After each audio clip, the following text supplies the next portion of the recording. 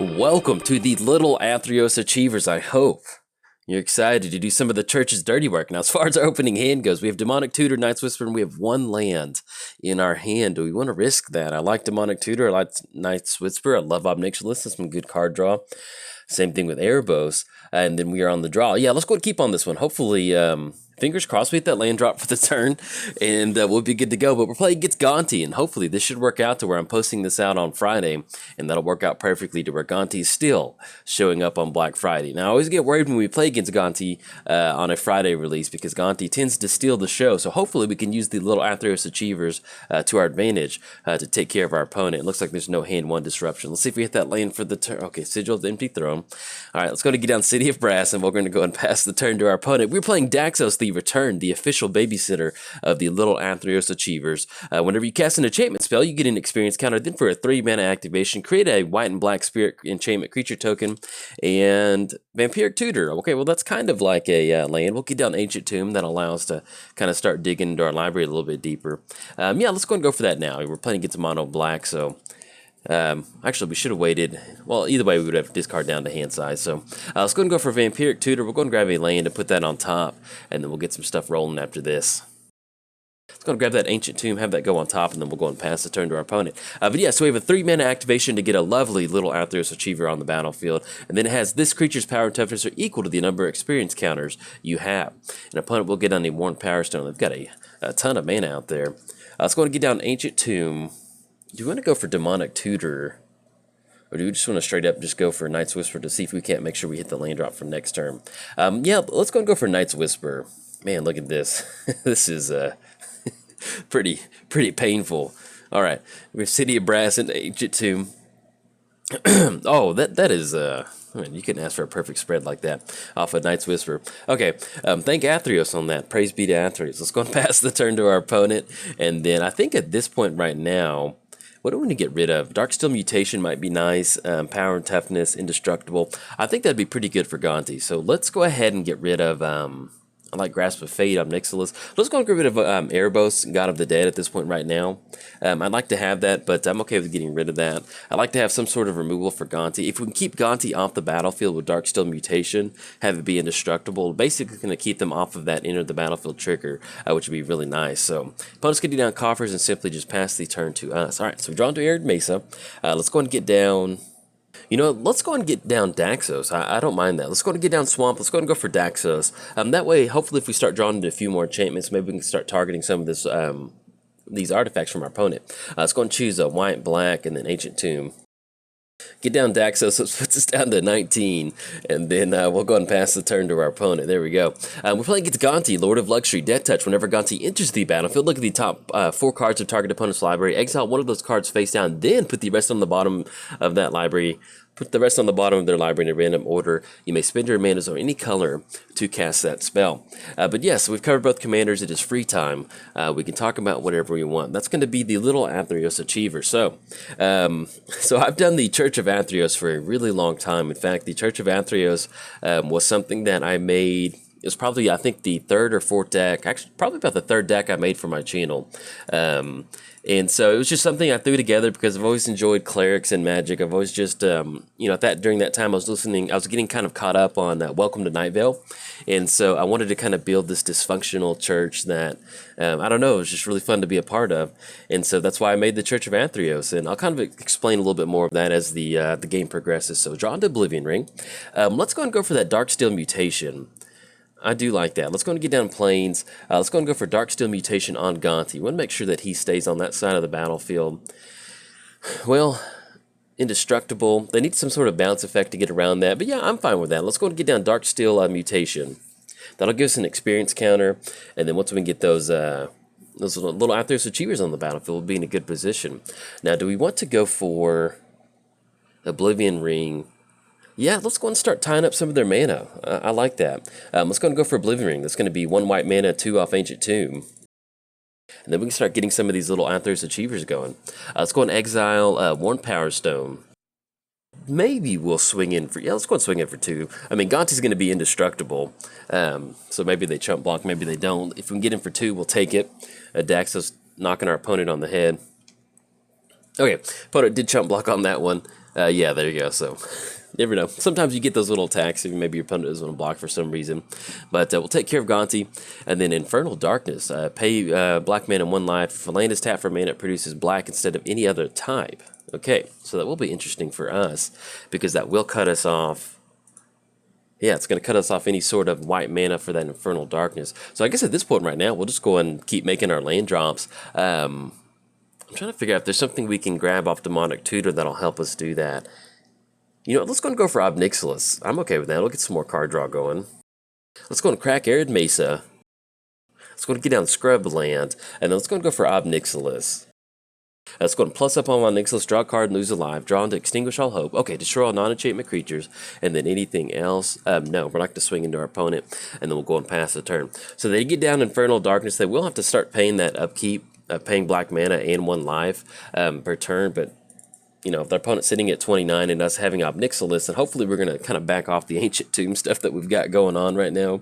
It is a little taxing on the life total that we have right now, but we'll kind of get that going from there. Oh yeah, the Welcome to Night Vale. So when I first started my channel, I was starting with Welcome to Night Vale. I probably had about 1.5 years worth of content to get caught up on, and so I was listening to a lot of Welcome to Night Vale, and I just really wanted to kind of create my own Welcome to Night Vale, and so here we are, Church of Athreos. Kind of worked out perfectly within Magic. I've always been drawn to clerics within there.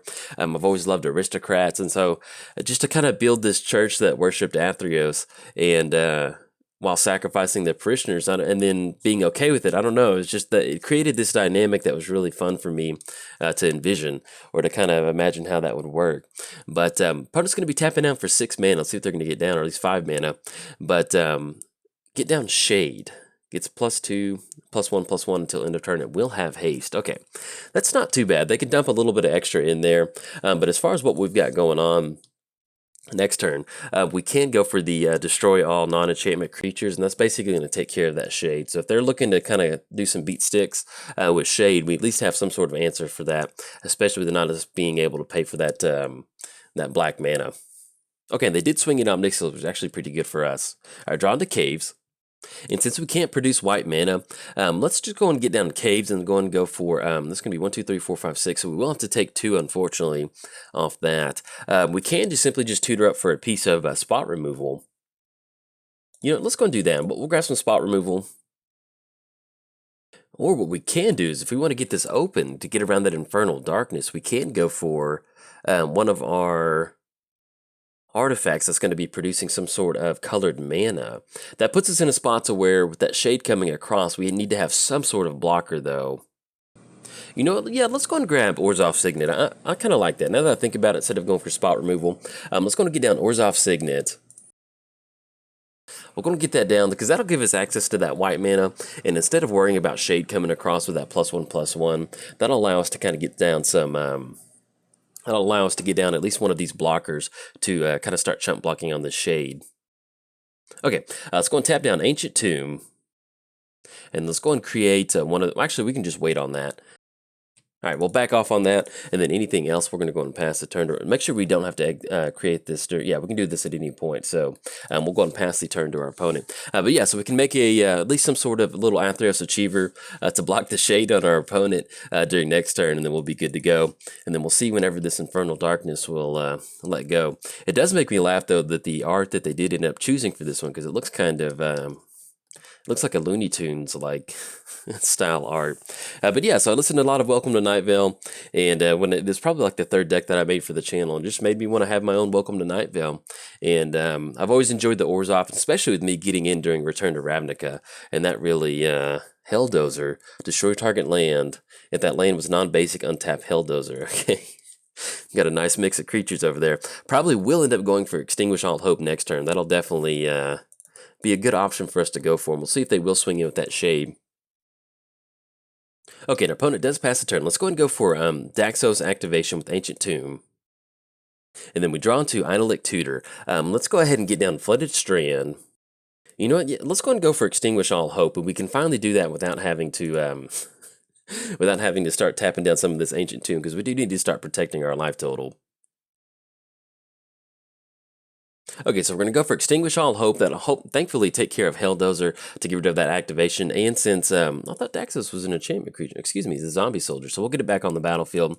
But at least it'll leave us a soldier spirit token, and then anything else, no, we're going to go and pass the turn to our opponent. So they will have that cumulative upkeep on Infernal Darkness, and hopefully if we can just kind of stabilize with Daxos and start getting a few more of these enchantments, we'll be in a pretty good position. But yeah, I got in during Return to Ravnica, so in fact my first pre-release guild was Orzhov, and so all right, there we go. I'm just gonna get rid of Infernal Darkness. That'll allow us to get some stuff going.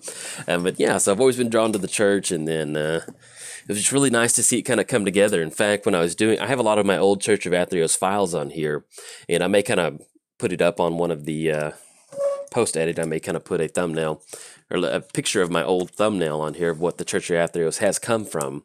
But it's been a long time coming, and I'm really happy with what it is so far. It's pretty cool.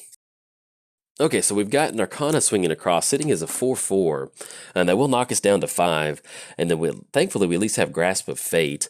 How do we want to sequence it? So Daxos is going to be 5 total mana, 1, 2, 3, 4, 5, and that'll put us taking a little bit of life off of that. Yeah, let's go and get down Grasp of Fate. Now, actually, if we want to, we can get down Sigil first, and then go for Grasp of Fate. But that's going to be a little bit of damage that we're going to take. It's going to be double white. That should be 3 damage. Is that exactly what we want to go for? Yeah, we need to take care of Narcana. Let's go and do Grasp of Fate, and then I think we might be able to get a little bit of life gain in here. So let's go and get down Grasp of Fate. We'll go and take care of Narcana, and then next turn we'll worry about getting down Daxos and going for that. So we'll go and take care of Narcana. And we still have Teferi's Protection backup in case something kind of crazy happens.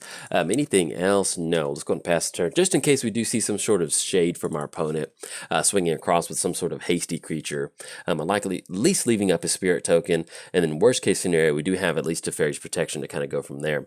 But yeah, so I was looking at some of the old thumbnails, and it was just really crazy to see how far it's come since the original... since I originally made the deck and those announcements, because I went back and listened to a few of and in fact, if you want to check them out, I have all of the Church of Athreos in a playlist, so if that's something you want to check out, you certainly can. I still have those old videos up there, and when I listen to my old announcements, it's very, you got to start somewhere, but it's just really kind of funny to listen to it, to look at all the different production that has gone into the little Athreos Achievers since I started it. Okay, opponents are going to go for Dark Salvation. Target player creates X 2/2 black zombie token, which is going to be 3. Then one target creature gets -1/-1 for each zombie that player controls. Yeah, I mean, we could Teferi's Protection on that, but yeah, that's fine. If they're just going to get a few zombies on the battlefield, that's not too bad for us, to be honest. So I'll make that exchange. We can, little Athreos Achievers are always expendable. We can make that work. Then we draw into Imperial Seal. If we're going to be doing some enchantments for next turn, let's do this. It's going to get our life total down pretty low, but hopefully we can survive this. Let's go for Daxos. Yeah, let's go and tap down for Daxos. Alright, so we'll get down Daxos, and what we can do is, they will be swinging across next turn. We can go for Teferi's Protection, and then next turn we can, actually if we want to, we go for Imperial Seal. That'll put us down to 3. Ancient Tomb will put us down to 1. We can put something on top and then still go for that Teferi's Protection, if that's what we do. If we want to set up next turn, get that Angel token with Authority of the Council, or we can simply just go for Whip of Erebos to give our creatures lifelink. Yeah, I'm not super wild about that, but we want to get some enchantments going. So let's go and okay, our life total is going to get down pretty low. Hopefully we don't die to this. So we did keep a risky hand. All right, so we're going to go for that. Yeah, because that's going to put us down to 4/2 with Ancient Tomb. Yeah, that's not too bad. Now, let's go and get this Imperial Seal going. That way we have some sort of turn for next turn, and then we can do the other one. Yeah, let's go and grab Authority of the Councils. I mean, that's going to give us an extra experience counter for Daxos, and at the same time, hopefully, if our opponent keeps getting creatures out there, that'll give us enough to kind of get some good stuff going. We are looking at Sigil of the Empty Throne, getting that down, and we can at least get down another Angel, then hopefully kind of, maybe kind of stabilize from there. Our opponent's going to go for Sword of Light and Shadow. Well, actually, excuse me, but that's tapping down that City of Brass and Imperial Seal. That puts us down to 2, so either way, we're going to be out on this one. Excuse me, never mind. I don't know what else. I was thinking that we could tap down Ancient Tomb and not take an extra life off that, so... Sorry about that. That's not good. Zombie token's gonna get it on this one. Yeah, it was one of those. We weren't looking so hot to begin with anyway, but I think with Teferi's Protection, either way, they're gonna get it. So good game to our opponent. Yeah, I overthought myself on this one. I was like, we can tap down City of Brass and go for Imperial Seal, but we simply should have left up Teferi's Protection. So anyway. Sorry about that. That happens sometimes. Anyways, if you enjoyed the Church of Athreos, yeah, I was just kind of I think that's what it was. Is in my head, I had it that we could tap down Ancient Tomb with Signet, and we'd be online for Teferi's Protection to buy us another turn. And I was like, well, we can still tap down City of Brass and go for Imperial Seal, and then I'll be in one life loss, and then I can just. I think I just mentally forgot about the you lose 2 life part right there, and then as soon as we're getting ready to go for Teferi's Protection, and we tap down Ancient Tomb, we're going to be in a really bad spot. So anyways, we did keep a suspect hand, and sometimes suspect hands lead to games like that, but we did lead off to a pretty painful mana base with City of Brass and Ancient Tomb, so that definitely did not help, and thankfully we got to keep Gonti locked down on their side of the battlefield, but opponent's going to get it on this one. So if you enjoyed the video, if you enjoyed your time in the little Athreos Sanctuary, like and subscribe. Thanks. Bye.